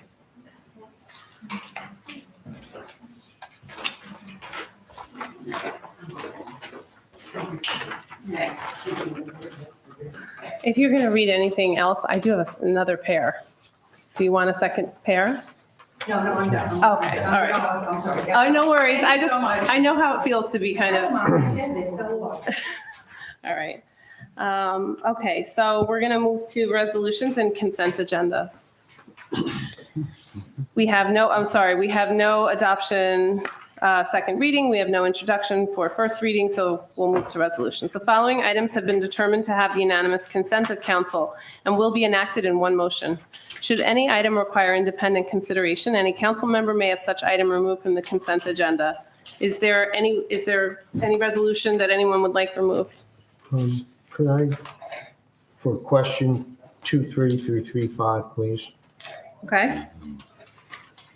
Are there any others? I'm sorry. It's okay. Okay. It's good everything right. Yeah. Okay, resolution number 23-331, authorized payment of bills, September 28, 2023 to October 12, 2023. Resolution number 23-332, authorized refund of engineering escrow, block 4313, lot 1.01, in the amount not to exceed $68.50. Resolution number 23-333, authorized the advertisement to bid for recycling curbside collection. Resolution number 23-334, authorized the advertisement to bid for recycling and disposal of mixed vegetative waste. Resolution number 23-336, authorized settlement of copyright infringement claim. Resolution number 23-337, authorized settlement of tax appeals. Okay, and did you want to talk about resolution number 23-335? Yes, a We question, want to vote on Let's it. motion. A motion for, Okay. acceptance of the other ones. Mr. Pollard, would I have been able to do it the other way? To just talk about it and then motion to approve everything? Sure. We can do that. I think you're on mute unless you're just, I've taken the words out of your mouth. I think, Left you speechless. yeah, I'm speechless. The way we do that is you get all the ones that you are consenting to and you handle that as a motion first. The All right. ones that are removed, you then do a separate motion on, and All then you right. have a discussion. That's the way you do it. All right, I know that's how we were doing it, but I was thinking, since he just had a question on it, we might have been able to save some time, but that's okay. We will, so motion to approve, So moved. Second, Sue, roll call, I guess? I had Councilwoman Feeney motioning first before we Yeah, stop. that's okay. So can I just have a second? Second. Daisy, Thank you. second. Councilman Calcio. Yes. Councilwoman Feeney. Yes. Councilman Sears. yes, Councilwoman Velez. Yes. Council President Morgan. Yes. Thank you. All right, so resolution number 23-335. May I have a motion? So move. Second. Okay, discussion? yes, wants to go first? No, you can go. Okay. It was brought up that this was cut and paste. It's the same verbiage from the last what time we had this audit. I'm sorry, I did not have my book to find out. But have we already, and I believe the administrator has already said that a lot of the items have been taken care of? There was corrective actions put in place in the fall of 22 that I believe in the 23 audit, you're going to see significant improvement. Okay, so these are not cut and paste, or they are cut and paste? The corrective action Yeah, plan. corrective action. Yeah, let Mr. Corcoran speak. Yep. If that's okay. First of all, I'd like to say before I even get into this, that I stand behind this corrective action plan. So let me start with that. Now, the first three are cut and paste. And numbers 1 and 2, even though they're repeat items, that doesn't mean I didn't look into them last year. I did. But I will be more proactive in getting rid of those first 2 items. The third item, which is also a repeat item, I've already taken action on it because we've gotten monies in for the DMHAS grant, the youth leadership, and the municipal alliance grant. And we're supposed to be getting more monies in from now till the end of the year. So the grants receivable amount is definitely going to be less next year. And whatever monies we're not going to be getting, we're going to be canceling them. And then if you go to items 4 and 5, item 4 is related to when we had some 2021 accounts, control accounts that were negative. We had to put deferred charges unfunded into the budget for this year for $9,154. That's not going to be an issue because every week I look at the control accounts for 2022 and 2023. So number 4, you will not see next year in the audit. And number 5, I've already taken care of that. There were some capital items that were put in Edmonds that should not have been, and I've removed that. So the only time any capital accounts are put into Edmonds is when the council approves capital ordinances. So, and I want to make one comment too. Since I've been here, in my opinion, the audit has gotten better each year. in terms of the amount of recommendations. When I first got here in 2020, I think we had like 9 or 10 recommendations. Last year we had 7. This year we're down to 5. And at most, based on these items, there's going to be 3 and maybe not even that many. My goal is to get rid of all of these, but definitely the last 2 you will not see next year. So I stand behind this plan. I just want to let everyone know that. Council President Rowland? No, even though they are cut and paste, it's like a normal procedure. You're still processing and working on the steps. Yes. Okay, thank you. Absolutely. Okay. So roll call. 1 second. Oh, you still have, you're just pausing for. Yeah, no, I'm just thinking of my thoughts. So that's correct. It has gone down significantly from 10 to 7 to 4, but it seems like it's the same 4. So I would expect that next year we're going to have maybe 1 or 2. We actually shouldn't have any, to be quite honest with you, if you're taking care of all these actions, right? So I don't understand why it's taken over at least 6 years to get down this far. It shouldn't even take that long. So, and I know you're only been on board a little bit, so I expect next year really no action plan because everything should be dry. That's my goal. As Tom said, it's the same things over and over. If you know that this is a problem, why do I keep seeing it 3 years in a row? That's what I don't understand. You know, it's not being addressed in a timely manner, and that's an issue.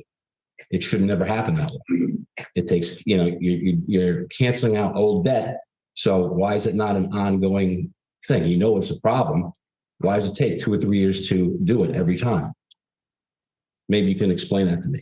Well, that's why I said that I'm going to be more proactive, especially those first 2 items. Item number 3, I'm already taking care of. Okay. So that's not giving me an issue. It's those first 2.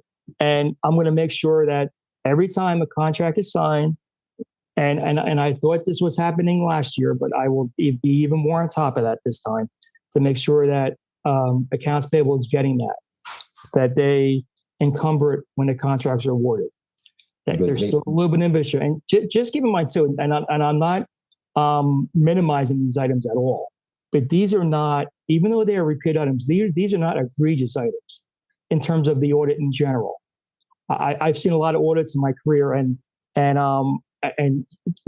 we're actually in pretty good shape as far as the audit is concerned, and as far as our financial standing and all that kind of stuff. We don't want to hold taxpayers' money more than we should. We shouldn't be holding extra if we're not using it, and that's happened year after year after year, and it's just unacceptable. If we have grants we're not using, we give them back, and we make sure that the books are clean. That's our job. That's what the council is to oversee. You know, that's the only job we really have is the budget. Right. We have to make sure it's clean, it's polished, and it passes like it's our house. So I want to make sure that's taken care of. And I think Mr. Parker said we did pretty well this year. Councilwoman Feeney, did you have a comment? Yeah, so I would like to just say, I think the audit recommendations are a testament to the administrator and to Mr. Corcoran. Also, with the assistance of our Lord Vinci, I think they've done a phenomenal job. I'm in the financial area, and just so you know, there is not in my 25 plus years, even, you know, as minor as it could be, any audit recommendation from an audit report. There are always going to be audit recommendations. There's always going to be room for improvement, room for process improvement, room for additional signatures, room for additional reconciliation. And these items, I agree wholeheartedly with Mr. Corcoran, they are items that have been carried for years and years and years. And because the people who put them in place are not here anymore, they're doing a lot of digging and trying to figure out what's in those accounts and what money and where it needs to go. And sometimes when you don't have all the historical information, you don't have the old reconciliation, you don't have it, they are doing a lot. And it can be found in the resolutions, but they have to do their due diligence, which in my opinion, they've done. And these audit recommendations, you know, from where we were when I first started on council to now, we've come 180. We've definitely come in a really positive manner. And I know any corporation is going to get multi-billion-dollar corporations. They're always going to get audit recommendations because that's the auditor's job, is to find something you can do better, find something that we need to adhere to a different process. So. If I may respond to Councilman Cassio's comment about the grants, that's item number 3. And like I mentioned earlier, we've already received monies for that, which is not something that happened last year. So that's already getting better. And we're supposed to be getting more monies in from now to the end of the year. And whatever grants we decide at the end of there we're not getting, we will be canceling them. And even though I agree with him, your goal should always be not to have any recommendations. I've never seen that, and I'm not wishing new items to pop up, but that's very, it's very unusual. Let's just put it that way. And I agree. What you want to do is you want to minimize it or make it so that they're not items that affect your bond rating or your financial situation as a municipality, which is what I tend to look at. So. And I can appreciate that. But again, we've had the same auditor. Seems like the same issues occur time and time again. So I'm a little concerned about the auditor from that corporation itself. If it's the same problem popping up and up and up, it should be addressed right away. And it should not come back to us. So, but thank you for your. I can appreciate that. I just want you to know that the item number 3, I am working on that. And we already received monies, and I foresee us getting more monies in. So, and then like I said, what I want to do is whatever we don't get in, I want to get rid of it. I don't want to see it. Excellent. Thank you. Thank you, Mr. Corcoran. You're welcome. But maybe the next meeting, we should compare the previous auditors' recommendations and the years they carried on versus now. We could actually see a positive difference and a positive enhancement, especially again with Mr. Corcoran and Mr. DiCarlo. Also, we can do that. Yeah, with the changes in the QPA process too, we've had a lot of enhancements going on. Sue's got it. She's writing it already. Thank you. That'd be great. Thank you. That's a good recommendation. Okay. As soon as you're ready, then we can do roll call. Councilman Cassio. Yes. Councilwoman Feeney. Yes. Councilman Sears. Yes. Councilwoman Velez. Yes. Council President Morgan. Yes. Okay, adjournment to conference agenda. May I have a second? So moved. Second. Okay, all in favor? Aye.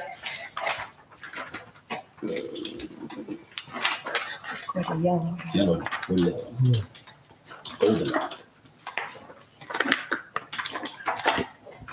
Yes, the yellow now. Okay. All right, we're going to go to current business, administration, swim club, grant money. Mr. DiCarlo? So perfect timing for receiving of grant money after that discussion. I certainly have heard time and time again the checks in the mail, but we firmly believe within the next week or so, we're going to be finally receiving the land acquisition grant from the county for the swim club. So again, I don't remember if it's a hard $438,000. But what the mayor and I are seeking guidance from the council is the following. So in speaking with our financial advisor, when we do receive the funds, it has to be put into general capital. From there, we have 2 options to use that money for. One would be to request the council to adopt a capital ordinance for a new capital line in order to conduct business at the swim club, whether it's further designs, demolition, removal of the trees. I think you get the picture. The other what we can do is we can reduce our unfunded debt that we have regarding it. So, my opinion, I would ask for us to have a new capital ordinance allowing us to have a pool of money to work from as things come up for the swim club.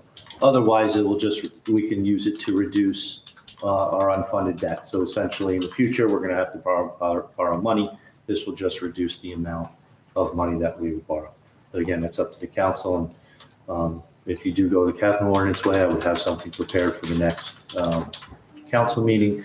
If not, we could just, it's a call to our financial advisor to just reduce that amount of our deferred unfunded amount. Well, I'd like to use it for the unfunded debt since, we're paying interest. We purchased the land with that money basically. So you're basically paying off half your mortgage, okay? And you're reducing your your debt. You know, that's what it was used for, because it was acquisition of property. And if we want to do something with the swim club, we just put it in next year's budget. That's my take. Mine was for My acquisition. understanding of being unfunded is we have not borrowed that money. Right. We have not borrowed. No, we have not borrowed money, so we are not paying interest on it. It will reduce the amount we will. Could I comment on this? If you can clarify for sure, yes. Mhm. And I know there's in my opinion, the best thing to do would be to keep it in the cash bank account, because the account we use to pay all the bill lists for capital items, we're down to about $1.3 million. And so if we keep that in the capital bank account, we may not have to go out for a note next year. Because, you know, every 3 to 4 years, as the balances start to dwindle, you have to do that. So my recommendation would be to keep it in the capital bank account when those monies come in. Which is what we talked about during the budget season, that was Yeah.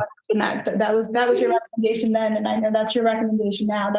I think Absolutely. it's a great recommendation. Yeah. Yes. I think that would be the better move. Okay. Any more discussion? So what's the guidance? I like Mr. Corcoran's Right, recommendation. Mr. Corcoran is the expert, right? This So- is what we're You want to reduce the unfunded amount rather than create another capital? no. The other Can you option. help Mr. DeCarlo? No, you want to keep it in the capital. Keep it in the capital. So we want to do a new capital ordinance Correct. allowing the $438,000 to be used. We would need to, right, Mr. Poller? That's a Bob Beinfeld thing. He's muted. He's muted. Okay, I'm sorry, I wasn't listening to that one. Oh. No cookie for you tonight. So He's a mouthpiece, not an earpiece. we have to, That was a nice.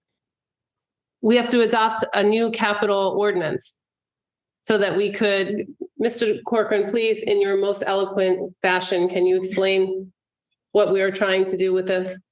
Well, when those monies come in, and Mark said he wants it should be going into capital. Correct. So if that's the case, so let's say the money comes into a current fund, just for argument's sake. Basically, if you want to do it that way, I would just transfer those monies from current to capital, and then you would have those extra funds Available to us. available to do whatever you want to do in terms of capital. But we need a new ordinance for that. Yeah. Or do we not, Mr. Corcoran? You seem to be kind of. See, I'm not sure, because it's kind of a different situation to me, because normally when the council approves a capital ordinance, because they're two different things, like doing a capital ordinance and the money part of it are two different things. When you approve a capital ordinance, basically you're giving me permission to set up those accounts in Edmonds. Now, the money's coming in, this $438,000. That's the financial part of it. So, Okay. So that's why I think you should keep it in capital, and you can still create a capital account if you want to via a capital ordinance, but you'll have the other side of it, which is the money part to pay for all this stuff. Our financial advisor said we have to do a new capital ordinance. Yeah. Okay. You have to, don't you have to assign, based on my experience, you have to assign the money to be used for capital. When it comes in, it's being used for capital. So, Yeah. right. Okay. Okay. So I'll have that prepared for the council for November 8th. Perfect. Great, thank you. Which is good, because then I would set the account for that, and you would have the money in the bank account, which is. But only which, after. Right, but which is better than normal, because normally you do this without the money. So now you're going to have the money, so it's better. Well, in anticipation, we usually try to. Okay. All right. A question. We put that 438 in capital, can it be used for any other capital project? Or can we specify it will be strictly used for the swim club? Absolutely. What does absolutely mean? Absolutely for the swim club or absolutely? No, absolutely. You can put in the ordinance what it's for, just like we do for every other one, whether it's the road program, the elevator. Absolutely. You can specify for whatever you want to use it for, knowing the funds are there. and all the other ones have it too, like it's for blah, blah, whatever. Okay. So do you need us to do anything on this, Mr. DeCarlo? Not till November 8th. Okay. All Thank right. Yep. Thank you. All right, so now we're on to ordinances and legislation. Are you prepared for the mayor's recreation fee ordinance discussion or no? Yes, ma'am. Okay. What we're looking to do is just have the council approve a max amount. So if we do elect to lower it from season to season, we don't have to bother the council again with revising the ordinance. So are you saying that then if the fee is $200, you'd write the ordinance to say a maximum of 200, but if you want to charge $150 for the year, then you won't have to put that to us? Yes. Okay, I get it.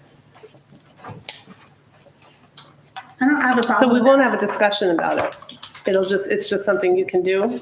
If it's not going to go above what it's already set at. Right, it would be the benefit to the people that, are applying to. Right. an application. They don't have to wait for us so they get the program out too. Right. It's a timing concern? Yes. So it would just change the language to exceed. Yeah. Not to. To not exceed, sorry. Right. To not exceed. Mr. Is he Paolo? trying to talk? And That's correct. Yeah. It would just be, that would be not to exceed. Does anything have to be amended on the ordinance at all? Yeah, I have to change the language just slightly. And it'll be the same introduction and second reading. Yeah, it has to be an ordinance, right? Thank you.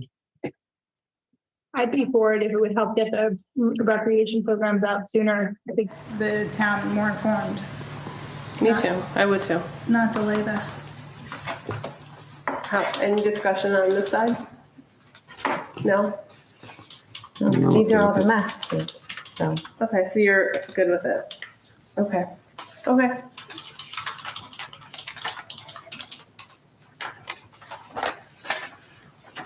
So do you need a vote, all in favor for this or what?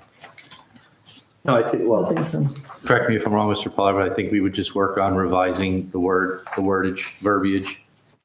You're muted. I like You're so this. funny. You're muted. If you're in favor of it, I'll change the ordinance and I'll have it for introduction. That's all. You'll Okay, vote. great. That's all. All right, and then we're going to move on to parental rights resolution. And that is Councilwoman Feeney and myself. So initially, Councilman Casio brought this to us for discussion. And I know it came out of speaking with a lot of residents in town and an overwhelming support that this was something that, the Board of Ed, obviously that's not our space, but it is something that we have been clearly informed by the residents, by mass majority of our residents who we speak with, in support of this. So I want to know what the council thinks, but I'm going to give you right now my full support on this. So you all have it in your packet. Had an opportunity to look at it. We just got it tonight, right? Yeah, but it's the same one that you submitted. Council President Morgan, you have my full support on this ordinance. Thank you. So, Councilwoman Morgan and I brought this forward again because as we were walking and campaigning over the last few weeks, it seems it's a very hot topic, 100%, all the way. As a parent, personally, I feel a lot of the conversations that are being brought to school are kitchen table conversations and should be had with a parent. However, I am in full support of if a child doesn't feel safe at home and needs to talk to a guidance counselor or needs to talk to a teacher, absolutely. I don't believe that a parent being informed restricts that. A parent should have full knowledge of what's being discussed at school with an adult, a respected guidance counselor or teacher. However, in order to facilitate a child's health and growth, it's a community effort. So the teacher should also be able to, or guidance counselor, have the conversation with the parents and put a plan in place to help the child. It's not a one-on-one. Everybody knows a community raises a child. To me, it's not just religion. Has nothing to do with race. It has nothing to do with sexual crimes. We have lots of friends who have children through surrogacy, and they are very much against that this is a private conversation between a guidance counselor and a student, or they want to be informed also. They really do. And I do feel like it's more of a holistic community. It has to be a holistic community effort. It has to be that the parents are informed. They are their parents. So, and I'm sorry if I'm jumping. I'm just kind of piggybacking off of what you're saying. While this is not, the Board of Ed is not our space, we do speak for, we've always said it, let me talk for you from the dais if I can. Many have said, you're speaking as a town council person, not a parent. And I can separate that right now. I can tell you that as a council person, I have spoken to enough residents in town over the last several months since this came out, that they are collectively, the majority of parents want to support the Board of Ed's current decision. And I will speak as a council person, and I will also speak as a parent and a resident in this town. I feel like it's very, very important to have these conversations at home with your family. If you cannot have it at home with your family for whatever reason, and the child, like Councilwoman Feeney was mentioning, there's such an opportunity to partner and remove the stigma. But the parents must be made aware to be able to do that, and to take that from them is wrong. And that's not for the majority, that's for the few. For the few, bring those parents in and help partner if that's what you feel needs to happen. But the child lives at home. So the best interest is to bring those parents in and teach them, bring them up to speed, give them the facts, talk to them, educate them. But you can't take it away from the rest of everybody who wants to have those conversations with their children the way that they feel. So, and I do appreciate, I just want to commend everybody who did speak tonight. There was no bullying. I was very much prepared for adversarial points of view to come in here and feel very bullied and pressured, because I've been to some of the BOE meetings. And I applaud you guys who stand up there and take it every day. And I don't know how you do it. And I was really prepared for that. So I do appreciate it. And I just want to thank everybody for being so open and honest and willing to have a dialogue, because that's the only way that we move forward. Right, and the dialogue between all parties involved and who have a vested interest in the situation is also really important. Right, when you start screaming, everyone shuts down. So I do appreciate that. And we want to remove the stigma. So obviously we want to support, I am in the mental health space. And I am also in, I know that there's a ton of conversations that parents need to be made aware of. Whether it's health of their child, if they're feeling, the protected class someone mentioned, suicide, feeling like depressed, all of these things, parents need to be made aware of as well. Every single thing that is affecting my child, my neighbor's child, any resident in this town, I hope the parents feel supported in knowing that they have a right, public school or otherwise, we have a right. The state is not raising our children. We are. So with that said, I would like your support on the dais to pass this resolution. We would like your support. May I speak? Yep. Okay, so I took a little different approach when I brought it to the council. And my approach is this. My approach is supporting the Township of Hanover, Marlborough, Manalapan, and Middletown as a person who strongly believes in local control, okay? The school board is obligated to their community to do what they think is right and what is correct. And anytime, I'm gonna say this is gonna be real totally politically incorrect, but a pencil pusher down in Trenton tells someone in the Township of Washington or the Township of Middletown or Plainsboro that they have to do something, that really annoys me. And when the state sues a local board for control, and this goes for not only this, but overdevelopment, or you're pushing anything on a town or municipality to do something that they really don't want to do, that the residents don't want to do, I get offended by it. Okay, I really do. And that's really my concept. Now, you probably know my views on this. Most people do. But that's really my impotence for bringing this forward. I think that we have to take control. And if the school board decides to vote in favor of one set of elector or school board members or another, that's up to the community. And that's what the community decides. But we shouldn't be mandated by a government above us to do anything. And that's really basically what my, the school board's that's really saying, too. my impetus. And the school board is a school board. We have no control over the school board. Right. At all. We just don't. That's not, again, that's not our lane. But, you know, I don't want to be told by the state to do something, especially not only a school board, an individual as a parent. And that's my take on it. So, and I'm in a real sticky position because I'm an educator and so is Daisy. You know, we know what it's like to be between that rock and a hard place. Very difficult for an educator or someone in administration to deal with this issue. So in that respect, what I'm going to do on this resolution, I'm going to abstain because of my position. I'm not going to lose my job over this one. Okay. But that's how I feel about this particular resolution at this point. So that's all I have to say. Thank you. I guess my question is, where did you, since you brought this one, where did you pull this example from? I pulled a resident gave it to me. So this is Westwood's. No, No, this is not Westwood's. A resident gave it to The me. resident gave it to me and we just filled in. Oh, I see. We filled in. In I had to put our verbiage in it. Okay, Okay, for the Township of Washington. I understand. So I'm going to be 100% honest. I am not familiar with what Westwood passed. I haven't seen it firsthand. And it is as you said, a very difficult position for us as a result of our career choices. I also have you know. a personal opinion, but I'm not here to express my opinion, my personal opinion.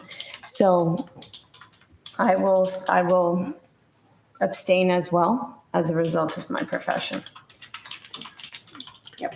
And I would like a little more clarity I want to be able to read Westwood, exactly what they have in there. And I don't have that in front of me. You want to table it? I would love to table it, actually. Well, you're abstaining anyway because of your profession, yes? Yes. Okay, so we're going to do our vote because you're abstaining. So it's a moot point, right? Do you agree?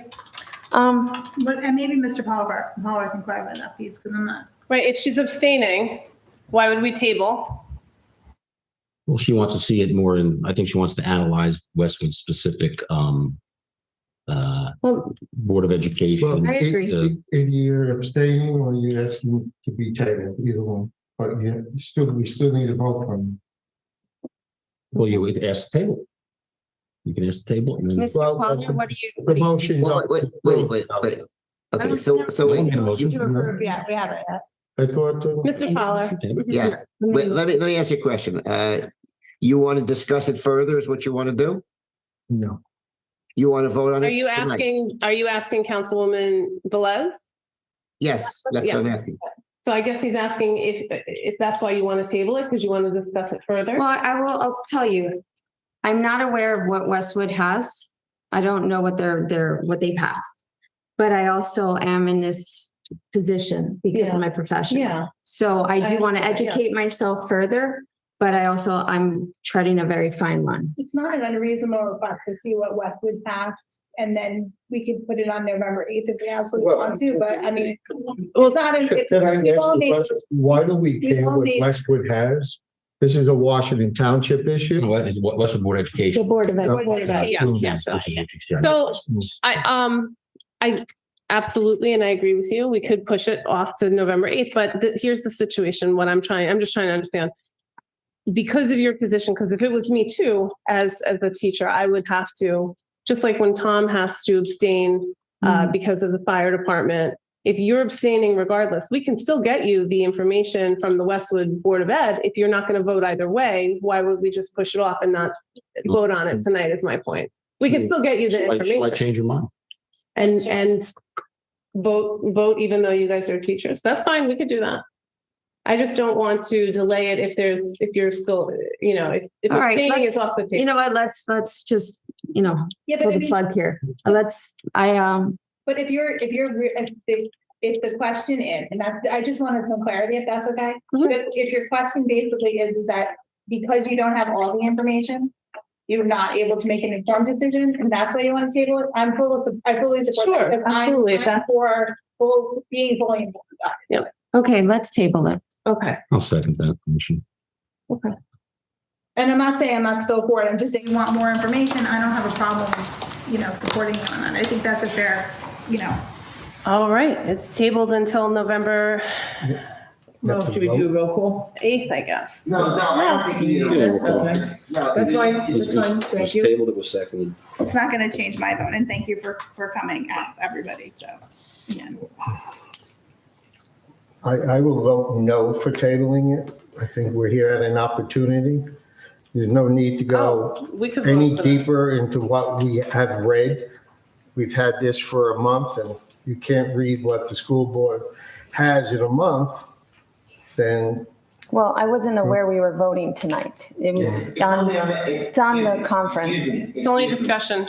Excuse me, it's only on the conference for discussion. There's no, you can't. It wasn't on the agenda, it's not on here for motion, so you don't have to, it's not on there for, Resolutions and as a ordinances. resolution. So what is it being brought back on November 8th as? I'd like to. You can bring it back whenever you want. To a vote? I would like to bring it back for a vote on November 8th, yes. I mean, my choice as councilwoman is to put it on November 8th for a vote. If that gives Councilwoman Blas enough time to. I'm not saying that my position will change, but No, I but- will have a more informed position. Right, but I would request Ms. Swakowski to put it on November 8th for a vote. And get a copy of the Board of Ed resolution and get it out to you as soon as possible? That would be great. If Okay. that's okay. Shall do. Does that work? Are you asking me? Well, yeah. No, I wanted to vote. I wanted to do it tonight, but that's fine. I have to compromise, right? I have to practice what I preach. Well, you really couldn't because it wasn't on the, unless you asked for suspension of rules and put it on there, then you can do that. So, okay. But we'll move on. Financials, we're going to go to corrective action plan, which I'm sure that was probably already covered. I had got all my questions in, so I'm, Okay. unless anybody else has something, I'm fine. Okay, and then I'm up next for the Kiwanis Club. This was brought to me by Mr. Warfel. Earlier, he had touched base on it. I wanted to give it some more airtime because I feel like it's a really important program. So I'm not sure how familiar everybody is, but a Kiwanis Club has opened in our area. I'm going to read the email that I had asked for information on.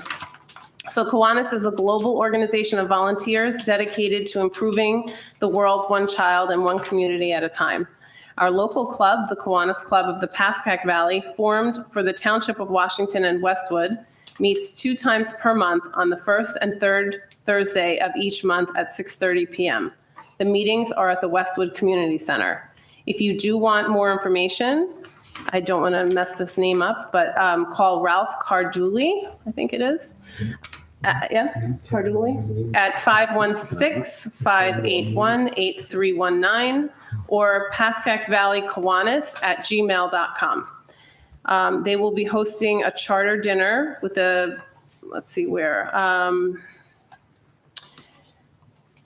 at Domani Italian Restaurant, 387 Washington Ave in Hillsdale, Monday, October 23rd from 6:30 to 7 p.m. is the cocktail hour. There's a cash bar from 7 to 9 and a 4-course dinner and program that follows.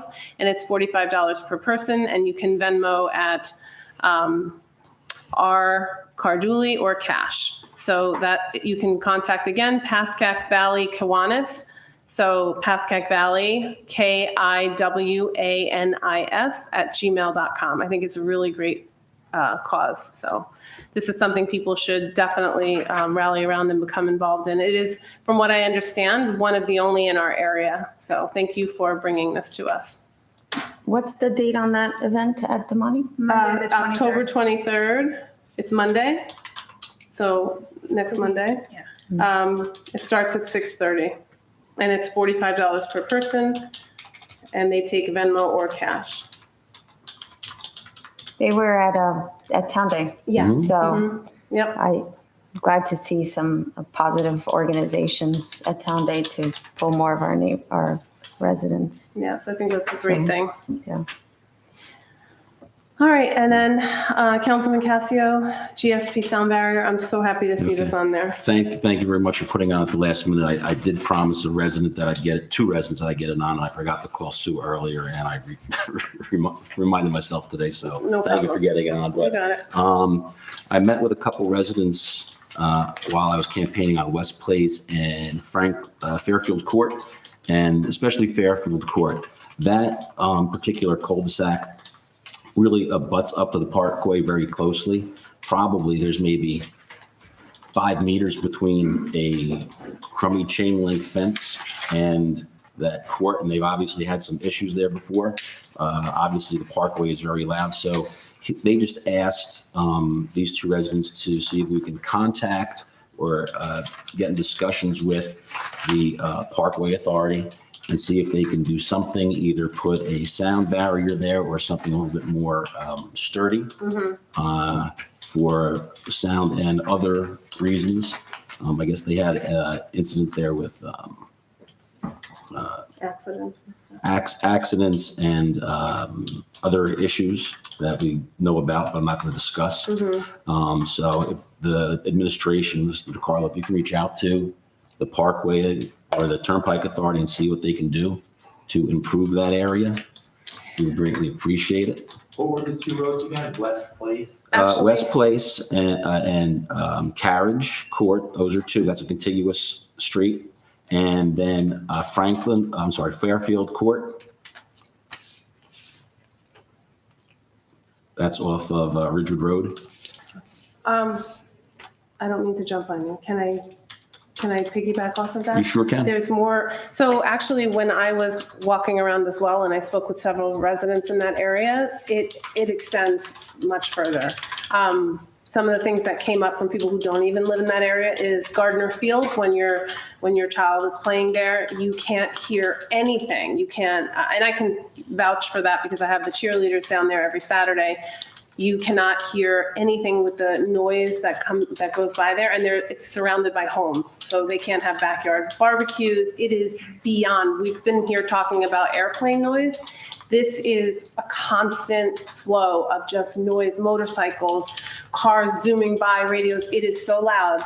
I know in Saddle River there's a large stretch that they put up a sound barrier, and it made a significant difference in quality of life for those residents. So a lot of that is coming up as we're going and speaking with residents in that area. So I mean, Desiree, they do have it by the homes, the senior citizen homes south of that. What's that? Washington Gardens? Is that what it is? Washington I think Commons. so. Yeah. Washington Oh, Green. yeah. No, Washington Grant. Washington Grand, I'm Grand. sorry, Washington Grand. They have it there, so, I don't see why they can't extend it down a little bit. Not that, it's not, we don't have it, we just have to extend it a little bit. The Parkway traffic is not getting any less. No, it's So. something else. The green team put into the state for 45 Douglas firs to be placed along Gardner Field, along the backfield. Oh, nice. That's sitting down there now. It was actually recommended by when we did the tree survey in town, that was one of his recommendations because we lost so many trees in that area. It's actually mapped out, and that was one of the 5 plans we sent to the state for trees. So, That would be wonderful, but if we could get a solid barrier up there. I mean, also I know what it was you didn't want to mention. I'm afraid to mention it myself. Yeah, well, that's why I'm not mentioning. Yeah, but it's a safety issue as well, a safety issue to have. Well, they've had a car go through there before on that particular road, so. Yeah. And if you look at the map, you go down, you can, from here to where Mr. Ullman is, it's really not a lot of, room for error. I mean, sorry. A couple years back, speaking to some of the residents on Kennedy. They had the same issue. Had the same issue. So at the time, the previous administrator, I think I had mentioned it, and it was a cost. It was very expensive. It is expensive. And the Parkway, what is it? Association Committee, Authority. Yeah. Yes, they had stopped putting that. So perhaps we can keep at it and see what they can do. But I Give it to know us or Potentially, lower our code. Senator Shapizi might be able to. Yeah. So it was something that came up a couple of years ago. It's not just there, it's on both sides of the party. Yeah. You know? And that was the answer I got. But hopefully we'll get a better answer this time around. I hope so. Just some cooperation, something. Yeah. So Yeah. thank you. Yep, thank you for putting it on there. All right, closed session. Resolution number 23-338, litigation, excuse me, litigation, property acquisition, negotiation, Sean Frone, I don't know, 450 Pascack Road. Motion to enter into closed. So move. Second. All in favor? Aye. We will not reconvene to the public, correct? Correct. Okay, we will not be reconvening. thank you. Yep, thank you. Bye, Mr. Ferrara.